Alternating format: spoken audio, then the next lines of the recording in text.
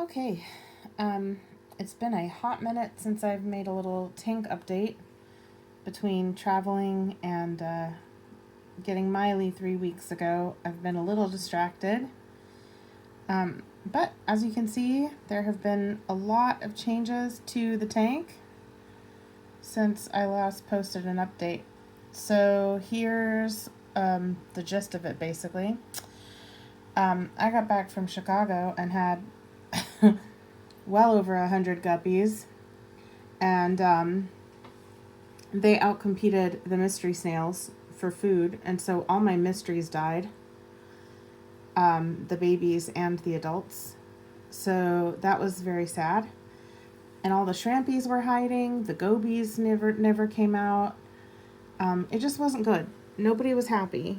So I scooped up as many of the guppies as I could. As you can see, I have a few fish fry left. I think I have 6. I've counted 6 of the fry left. Here comes one now.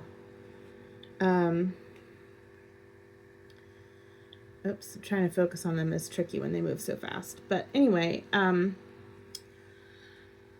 working on catching the remaining fry, but I scooped up most of them, took them to Aquarium Co-op, traded them in, and I got 4 more cardinal tetras, so now I have 10. And it's pretty cute because I frequently see them in groups of 7 and 3. I rarely see all 10 of them together, and 3 of them like to hang out back there in the tiger lotus. And then the remaining 7 typically move around the tank more, except at feeding time when they all come out, obviously. I got a scarlet baddis who is in here somewhere, but at night he goes and hides. I can usually find him in the tower. I wonder if he's over there now. But Allie decided that his name should be Meep because he moves like the Roadrunner in the like Roadrunner and Coyote cartoons. Like he's very fast and then he'll stop on a dime. I don't see him in there right now. And then he puts his little fins out. He's just so stinking cute. I just love him. So his name is Meep. He's an adolescent, so he doesn't have all his colors yet, but he's getting there. He's getting there. So yeah, he's in there, and he really likes all the live foods. The mystery snails ate all my friggin' copepods. I still have scuds, but so I'm culturing more outside in a bucket with rainwater and moss. And I also just put some moss directly into the tank under the advisement of one of the Aquarium Co-op staff. So I've got some moss here, and I've got some more moss here. And I am starting to see some little copepod action in the moss. But I just add some to the tank periodically from the bucket. That seems to be working well. I'm working on recolonizing all the microfauna that the guppies wiped out. So that's a lesson for me. Live bearers are not my jam. Then I also got 6 coolie loaches, and they like died within 6 days. I don't know what happened. I tested the water after the 5th one died, and the water parameters were perfect. The next day I got water. I collected a water sample, and I took it into Aquarium Co-op, and they found nitrites. So I'm not convinced that the nitrites killed the coolie loaches, because the day prior there had been nothing, and the water parameters were perfect. I'm pretty sure it's the other way around. Like the dead coolie loaches probably spiked the ammonia in the tank. But I don't know. It was so weird and such a mystery. But the guys at Aquarium Co-op were super supportive and helpful, and I'm going to try again with them later. They recommended I give the new cardinal tetras and the scarlet baddis a couple weeks to settle in before I try again with the coolies. But the tank is much emptier now that the guppies are gone. and without the coolies, now that it's just the neon blue gobies, the cardinal tetras, meet the scarlet batis, and the remaining little guppy fry, which will not be here. They have received their eviction notice, and it's just a matter of me catching them. Which brings me to this little setup. It is my humane fish trap. I have learned that if I put food in there, 1 or 2 of the guppies will swim in, and then I can just pull the container out. And of course, like, the ram's horn snails love to go in there and eat, and I'm fine with that. But that's how I've been catching the remaining guppy fry, is I have this little humane trap set up, and it works really well. Every day I catch a couple of them.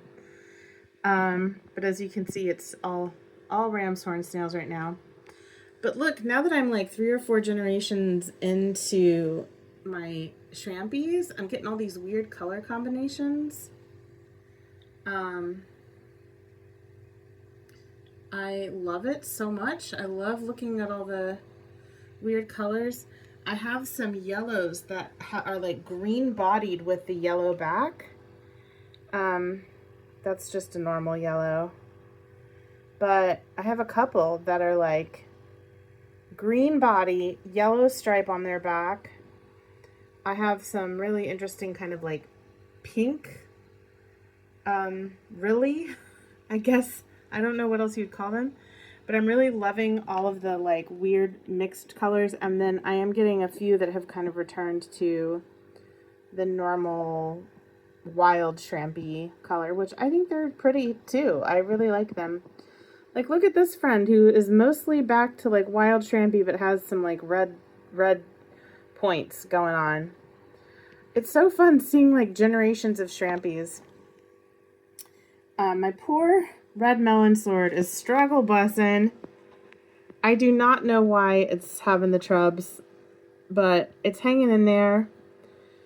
So it's fine, but as you can see, a lot of the plants on this side have died. The moneywort is just barely hanging in there. It's not really hanging in there. It's probably not long for this world. And I'm kind of fine with that. I'm letting the plants tell me who can live here and who can't. And you can see, like, because I have the almond leaf in here, this is almost kind of turned into a black water tank, which I'm not mad at that. And look at how big my freaking... Did we talk about the tiger lotus and how huge it has gotten? It's just exploded. Look at all the stems. Look at all the leaves. It is just gorgeous. Absolutely loved this choice for myself. Like, so glad that I got a tiger lotus. It is so cool. And then, of course, my monstera roots are exploding. And my philodendron has started growing roots finally. I don't know if you can see the straggly little roots coming out of the philodendron. It's kind of dwarfed by the monstera roots, but they're like thriving. Like, look at the philo and the monstera just all over the place. So big, so happy. I don't know if y'all remember, but I had a big pothos branch that was like a circle that kind of came out of the tank and came down and would rest here. It died. I don't know what happened, but I saved 2 of the leaves, and they are also growing roots. I don't know if you saw, this one's growing roots in the tower. You can see them there. And then this one, oops, fell. I need to pick it up again. I don't really have a better place to put this little friend, so I'm just hanging it there for now. But it's got some roots going. So even though the large pothos cutting didn't live, these 2 leaves are crushing it. My banana plant is slow growing, but steadily growing. We're up to 4 leaves now, so that's cool. And I tried to make, a tree out of moss and driftwood, and the moss did not love it. The moss mostly died. So I failed at that, but you know what? it was fun.